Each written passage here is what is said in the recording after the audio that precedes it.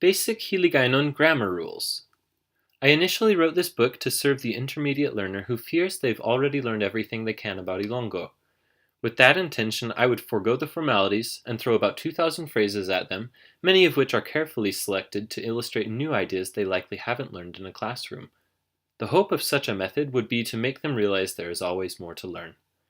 But as much as I don't want to focus this book on grammar principles, I think it would be a good idea for me to at least lay down the most fundamental ones. I think this is the part of learning a new language that scares many people. They want so badly to understand all the grammar right away, but seeing a bunch of rules and exceptions to rules often seems a bit overwhelming. That's why I suggest you first get familiar with some actual phrases, and perhaps even memorize the entire section called Common Greetings. Then, when you come back here and start learning about the grammar principles, you will already have a substantial amount of knowledge to which I can simply add, and the things you already know will become more concrete as everything is glued together by rules. Sentence structures, DAS and VAOL. In the Filipino languages, there are two very common sentence structures. 1. Sentences involving a subject and a description for the subject, but no verb. Now, in English class you might have been taught that every sentence has a verb, but such is not the case in the Philippine languages. Is and was are not considered verbs. Anyway, so that's the first type. And 2, sentences involving both a subject and a verb. And these can also include an object that the subject is acting upon and or a location where the verb is taking place. So some examples for that first type include: the child is happy.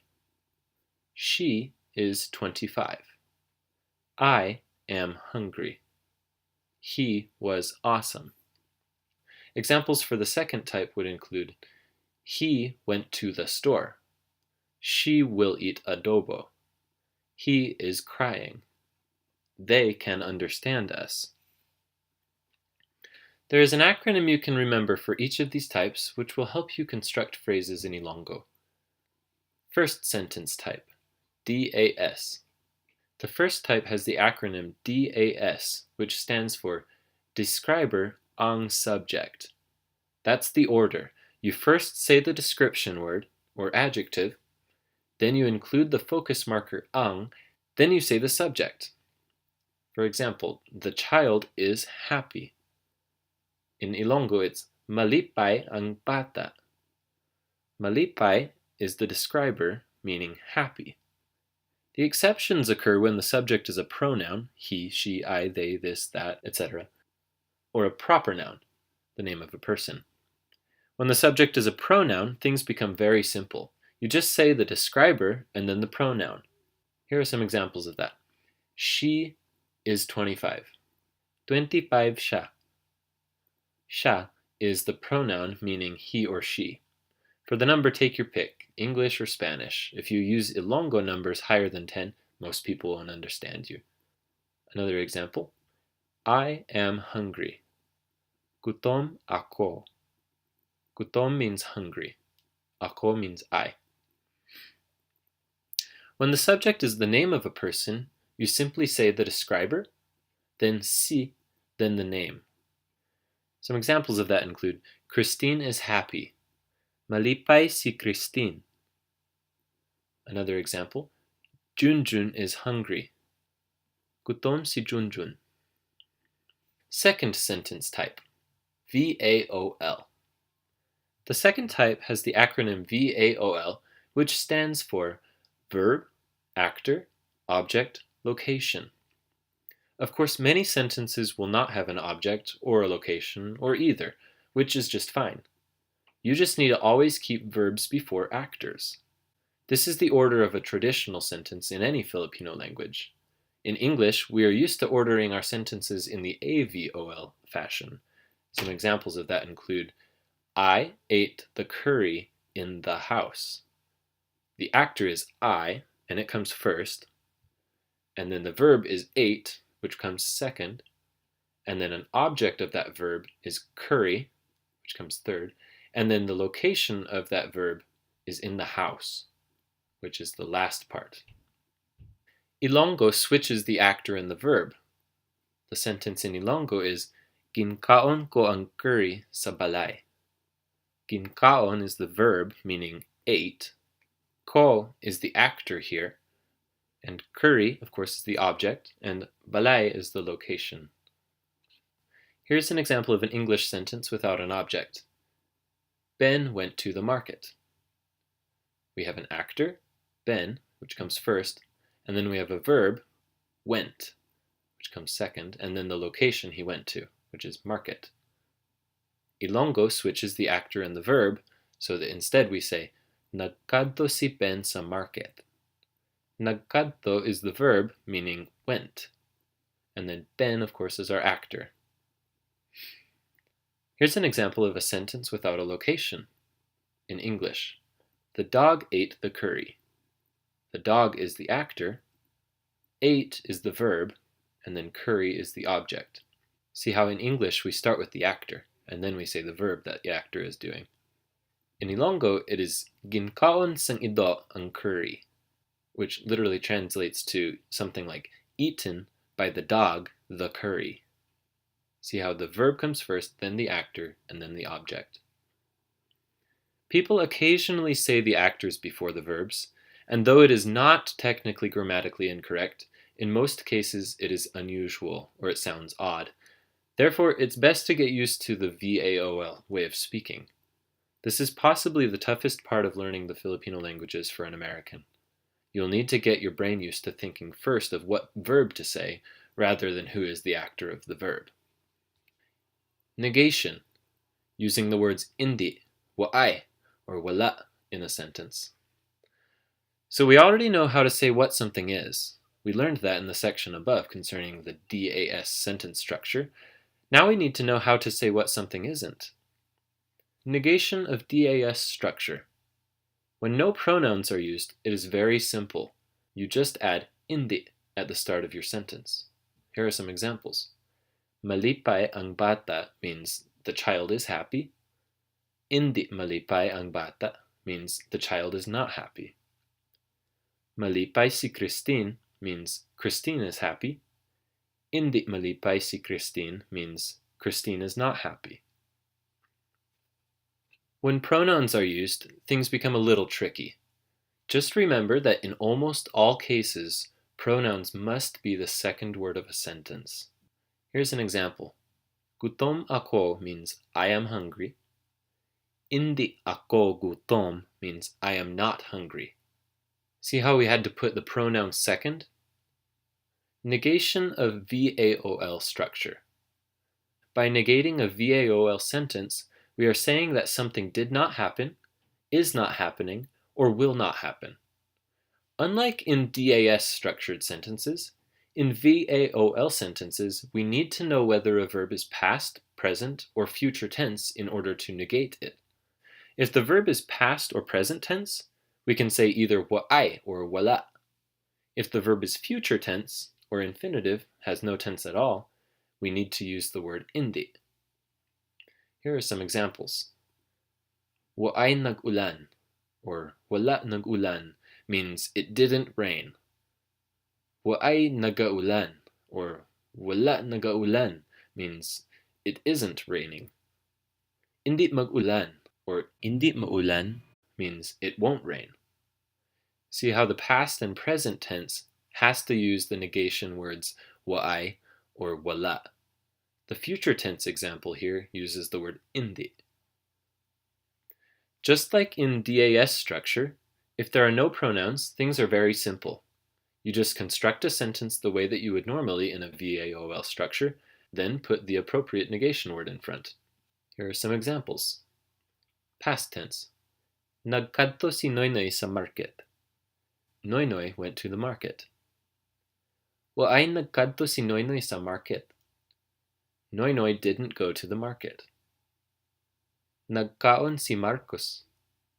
Marcus ate. Wala nagkaon si Marcos. Marcus didn't eat. Present tense. Nagakanta si Dindin. Dindin is singing. Waay nagakanta si Dindin. Dindin is not singing. Ginakaon sang ido ang curry. The dog is eating the curry. Wala ginakaon sang ido ang curry. The dog is not eating the curry. Future tense.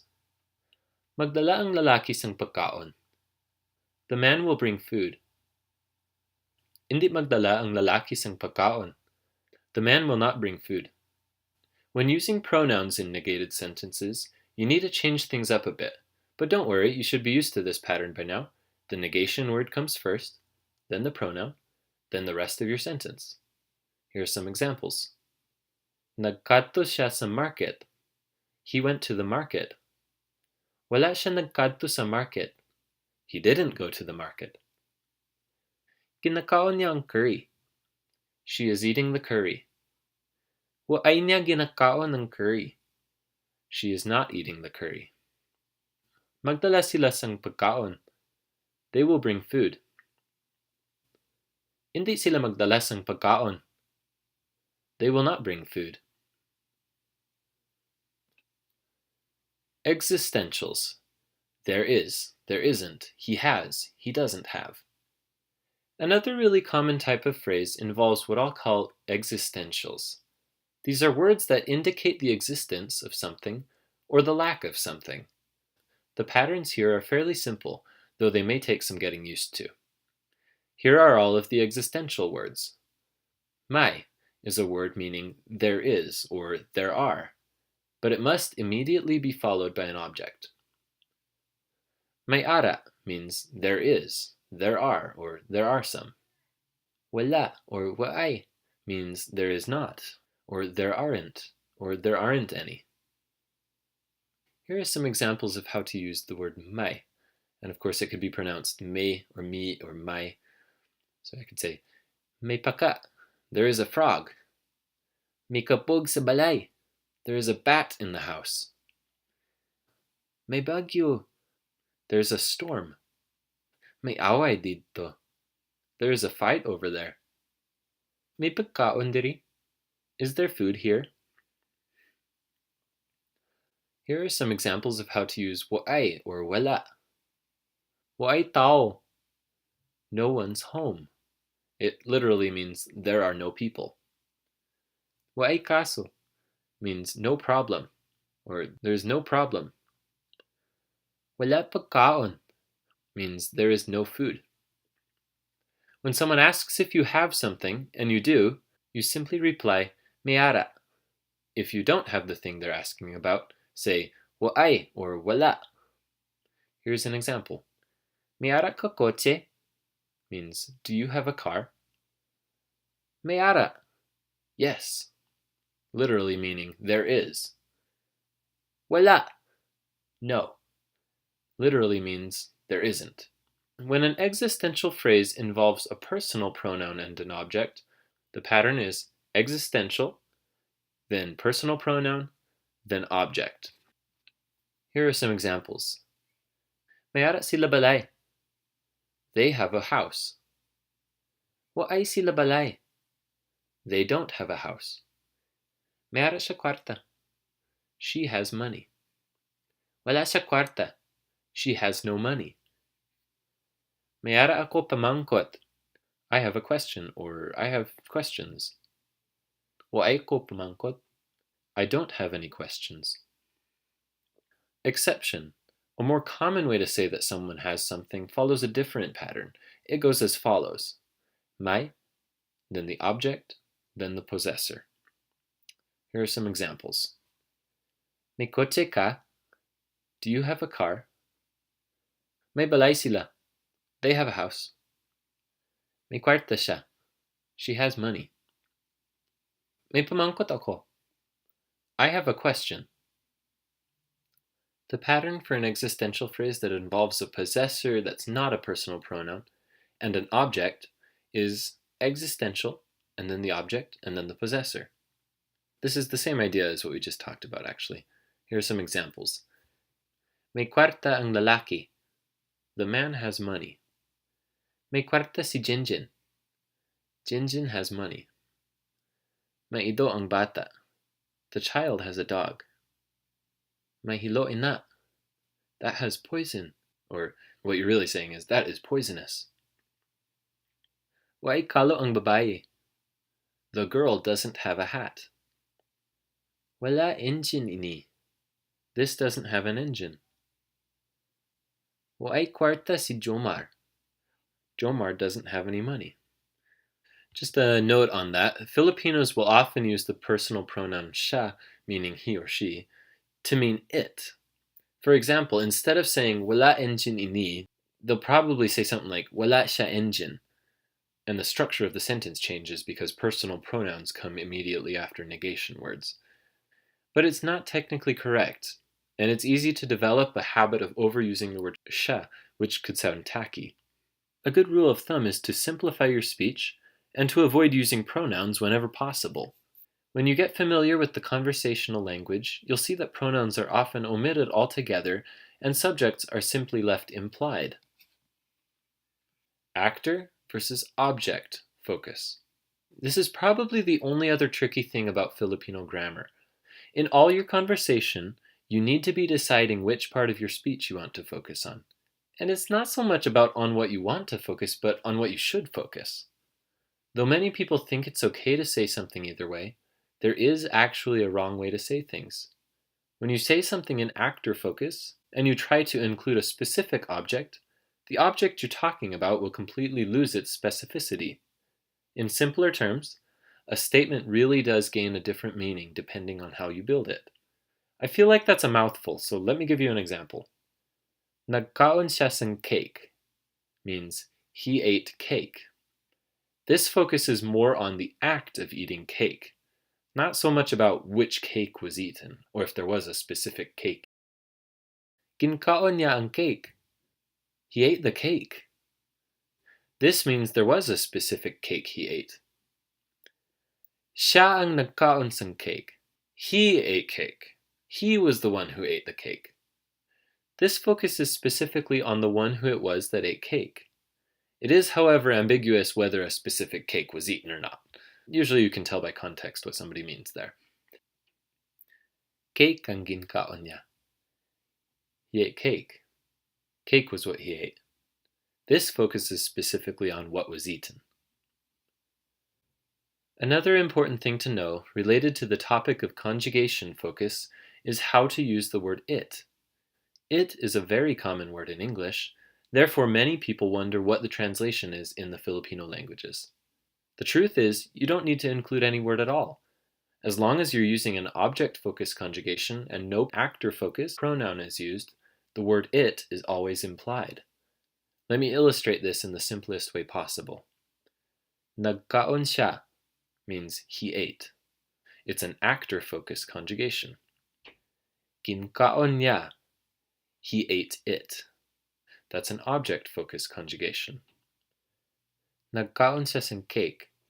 He ate some cake. That's an actor-focused conjugation with a sang non-focused subject included. Ginkaon niya ang cake. He ate the cake. That's an object-focused conjugation with an ang focused subject included. Nagbalik siya. She came back. She returned.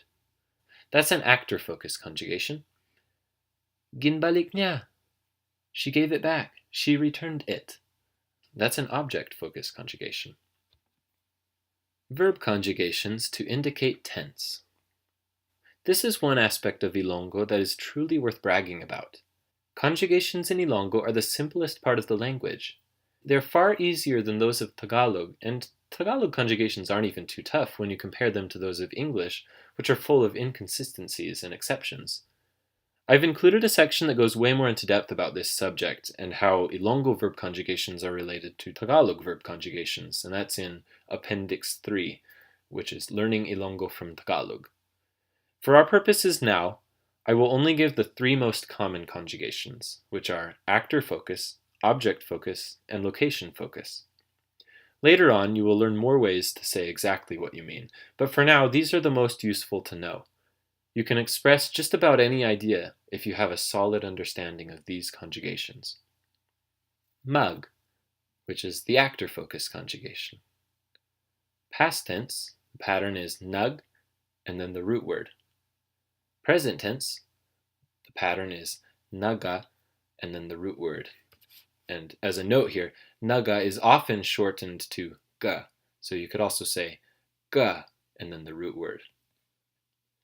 Future tense, the pattern is mug and then the root word. But you can also shorten it so that instead of mug, you're saying ma. So ma and then the root word. And in rare cases, you could also say maga and then the root word. And the command or infinitive tense is mug and then the root word, which is, of course, the same as the future tense conjugation. Here are some examples for the actor focus conjugation. The root word is hulat, which means to wait. Naghulat kami, we waited. Nagahulat kami, we are waiting.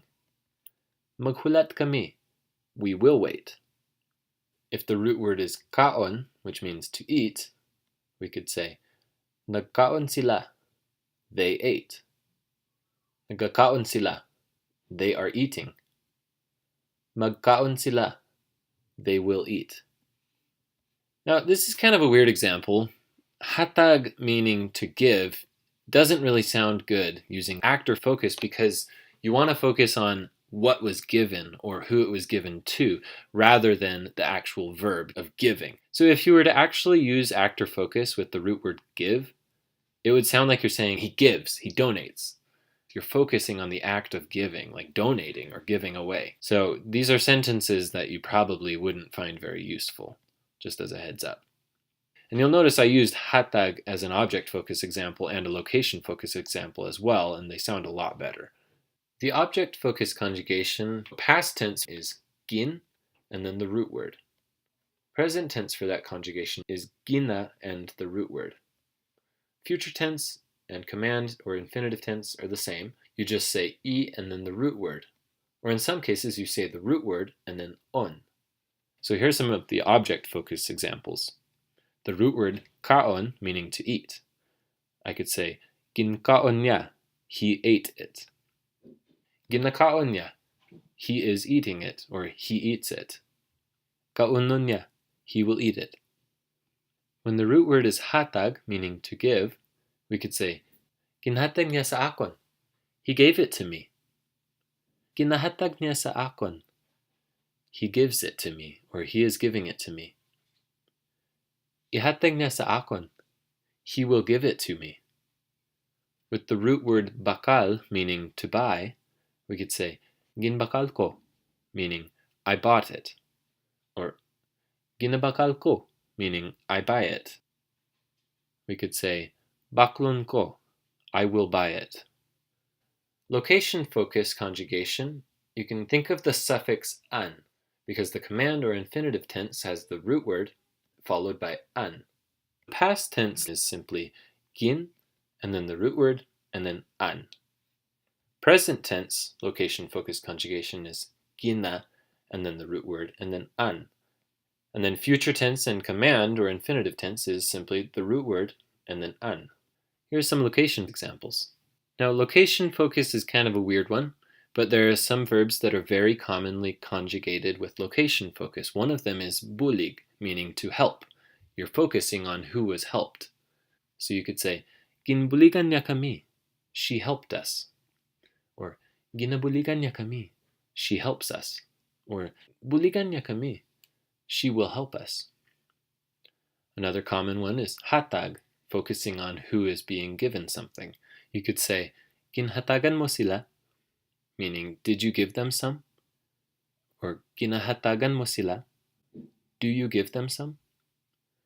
Hatagan mo sila, will you give them some?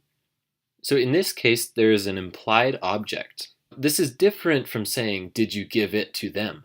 If you wanted to say, did you give it to them, you're talking about a specific object, and therefore you should be using object focus.